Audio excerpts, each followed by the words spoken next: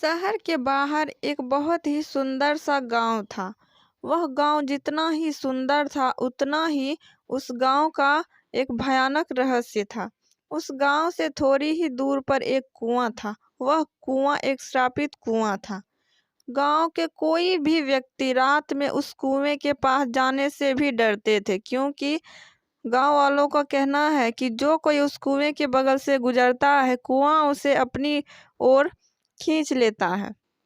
उसी गांव में शांति अपने एक छोटे से बेटे के साथ रहती, जो कि बचपन में ही अपने चाचा के पास चला गया था और बड़ा होकर वह अपने माँ शांति के पास आया।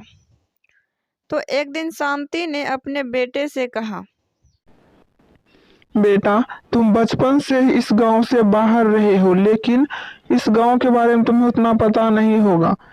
तुम इस गांव में जहां चाहो घूम सकते हो, लेकिन हमारे गांव के बाहर जो एक कुआं है, तुम वहां भूल से भी कभी मत जाना, क्योंकि वह कुआं बहुत ही रहस्यमयी कुआं है। उस गांव कुआं में जो कोई जाता है, वह कुआं उसे अपनी ओर खींच लेता है, ऐसा गांव वालों का कहना है। इसीलिए तुम उस कुएं के पास कभी मत जाना।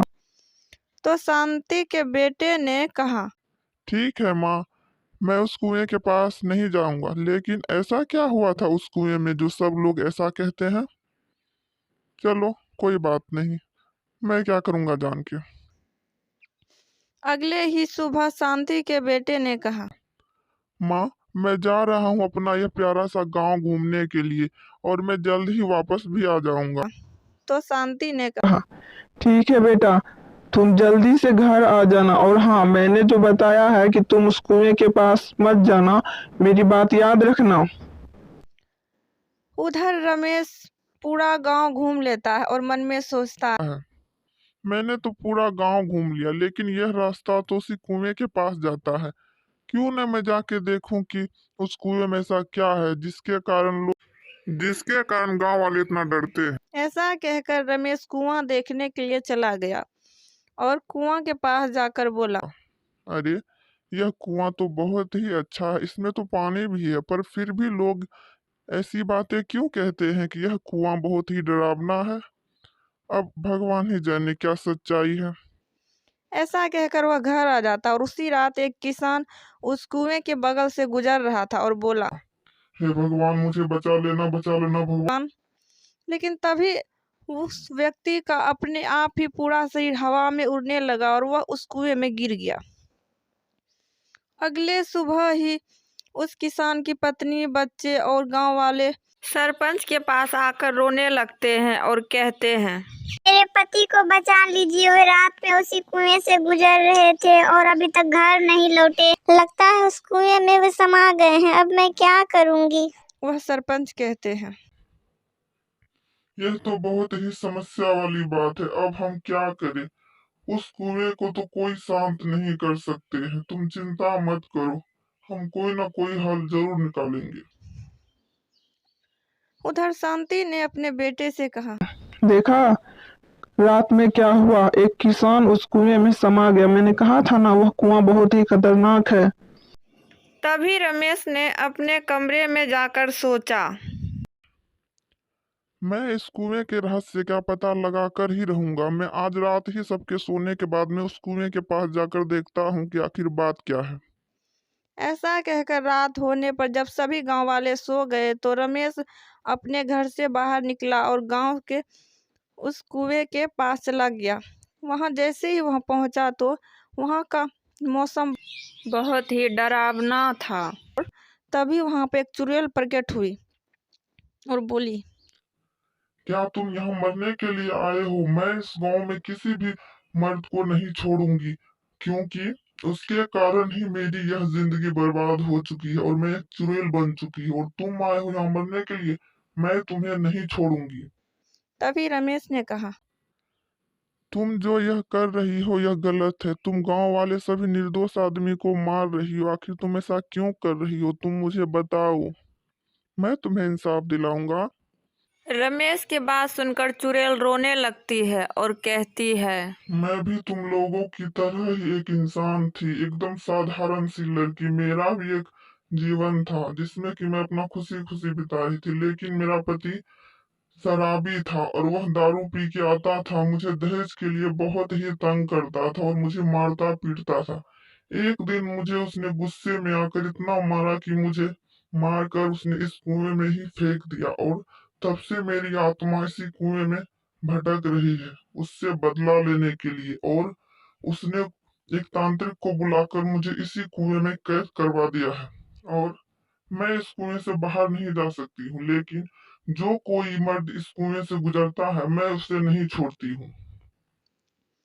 तो रमेश ने कहा, देखो, एक व्यक्ति का बदला तुम सबसे मत लो। मैं तुम्हें इंसाफ दिलाऊंगा, मैं उस व्यक्ति को फांसी की सजा दिलवाऊंगा और तुम चिंता मत करो।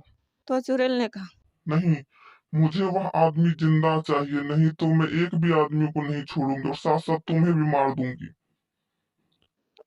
चुड़ैल की बात मानकर रमेश सरपंच के पास आते हैं और कहते हैं, सरपंच जी, मैं जान चुका हूँ कि वह चुड़ैल ऐसा क्यों कर रही। इसी गांव के एक आदमी ने उसकी हत्या कर दी है, जिसके बदला लेने के लिए वह ऐसा कर रही है।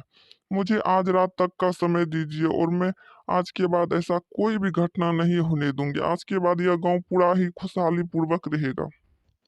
तो सरपंच ने कहा, मैं तुम्हारी बातों पर यकीन तो नहीं करना चाहता हूँ, लेकिन मेरे पास और कोई रास्ता भी नहीं है।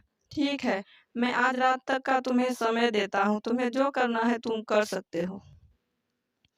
तभी रमेश ने किसी तरह उस व्यक्ति को ढूंढा और उससे कहा, मेरे पास मैंने शहर से बहुत सारा खजाना लाया है, लेकिन वह मैंने गांव से बाहर एक जगह पर छुपा के रखा है। मुझे पता है कि तुम किस धन के लोभी हो, इसीलिए मैंने तुम्हें यह काम के लिए चुना है। क्यों ना तुम वह धन मुझे लाकर घर में दो और जिसके बदले में तुम्हें आधी संपत्ति दे दूंगा। तो उस आदमी ने कहा, हाँ हाँ, मैं तो धन के लिए कुछ भी कर सकता हूँ। ऐसा कहकर वह उसी कुएं के पास ले गया। तभी वो आदमी ने कहा, नहीं नहीं नहीं, मुझे धन नहीं चाहिए, मुझे यहाँ से जाने दो। वैसा कह ही रहे थे कि तभी वहां पे चुड़ैल प्रकट होती है और कहती, ठीक है, मैं तुमसे बदला लेने के लिए तड़प रही थी, आज तुम यहाँ आ ही गए। आज मैं तुम्हें नहीं छोड़ूंगी। तुम्हारी वजह से मेरी जिंदगी बर्बाद हो गई है, आज मैं तुम्हें मारकर अपना बदला पूरा करूंगी। तभी वह आदमी कहता, मुझे छोड़ दो, मैंने तो नशे में तुम्हें जान से मार दिया, तो मुझे छोड़ दो, मेरी कोई गलती नहीं है। तो चुड़ैल ने कहा, अगर मैं तुम्हें छोड़ दूंगी तो क्या मेरे प्राण वापस आ सकते हैं? क्या मैं पहले की तरह एक इंसान बन सकती हूँ? नहीं बन सकती हूँ। इसीलिए तुम्हें जिंदा रहने का कोई हक नहीं है। तुम मरोगे तभी मुझे मुक्ति मिलेगी। ऐसा कहकर चुड़ैल उसे एक बड़े से तलवार से मार देती है। और तभी चुड़ैल कहती है, अब मुझे मुक्ति मिल जाएगी इस दुनिया से और मुझे किसी से कोई दुश्मनी नहीं है। ऐसा कहकर चुड़ैल खुद पर खुद आसमान की ओर चले जाती है और वह गांव फिर से खुशहाली पूर्वक हो जाता है और सभी खुशी खुशी नाचने गाने लगते हैं। दोस्तों, अगर यह कहानी आपको पसंद आए तो हमारे चैनल को सब्सक्राइब और वीडियो को लाइक जरूर कर दीजिएगा, ताकि हम आपके लिए हमेशा इसी तरह की वीडियो लाते रहें।